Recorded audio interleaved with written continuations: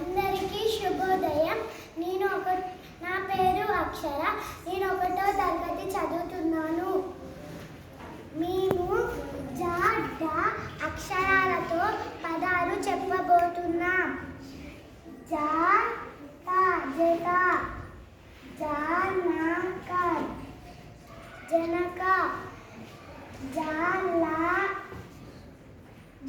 జలజ, జనత జనత,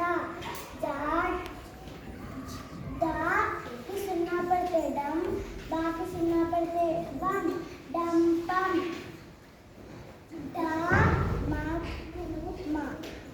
డాకి కొమ్మిస్తే రు, డమరు,